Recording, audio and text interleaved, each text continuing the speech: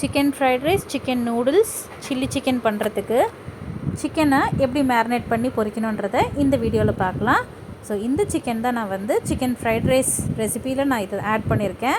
இதுக்கு ஃபஸ்ட்டு ஒரு 100 ருபீஸ்க்கு தான் நான் வாங்கியிருந்தேன். ஸோ எனக்கு அது போதுமான அளவாக இருந்தது. 100 ருபீஸ் சிக்கன், போன்லெஸ் சிக்கன் வாங்கி நல்லா வாஷ் பண்ணி கட் பண்ணியாச்சு.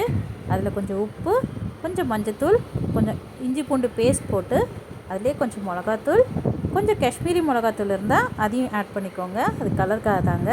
ஸோ அது கூட கொஞ்சம் ஜீரகத்தூள், கொஞ்சம் கரம் மசாலா தூள் இருந்ததுன்னா அதையும் போட்டுக்கோங்க. எல்லாமே கொஞ்சம் கொஞ்சம் போட்டால் போதும். ஏன்னா ஃப்ளேவர் ரொம்ப மைல்டாக இருந்தால் ஒரு ஸ்பூன் பெப்பர் தூள் கூட போட்டுக்கோங்க.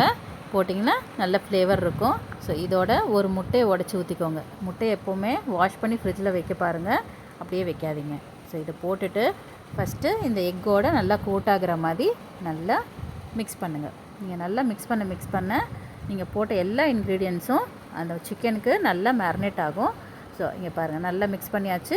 இப்போ இந்த ஸ்டேஜில் ஒரு ஸ்பூன் மைதா பவுடர், ஒரு ஸ்பூன் கார்ன்ஃப்ளவர் பவுடர் போட்டு நல்லா மிக்ஸ் பண்ணிங்கன்னா உங்களுக்கு நல்லா ஈவனாக கோட் ஆகுங்க. இந்த டைமில் ஒரு ஹாஃப் லெமன் கூட யூஸ் பண்ணிக்கோங்க. உப்பையும் கொஞ்சம் செக் பண்ணிவிட்டு ஒரு ½ அன் ஹவர் மேரினேட் பண்ணி வச்சுருங்க. அதோட அவ்வளோதாங்க. எண்ணெயை சூடு பண்ணுங்கள். ஒன்று ஒன்றா போட்டு பொரிச்சு எடுத்துருங்க. ஒன்று ஒன்றா இல்லை, நார்மலாக போட்டு பொரிச்சு எடுத்துருங்க. அவ்வளோதான். இதை சின்ன சின்ன பீசஸாக கட் பண்ணி சிக்கன் ஃப்ரைட் ரைஸ், சிக்கன் நூடுல்ஸில் ஆட் பண்ணிங்கன்னா ரொம்ப நல்லாயிருக்கும். இதை கட் பண்ணாமல் சில்லி சிக்கனுக்கு யூஸ் பண்ணிக்கலாம்.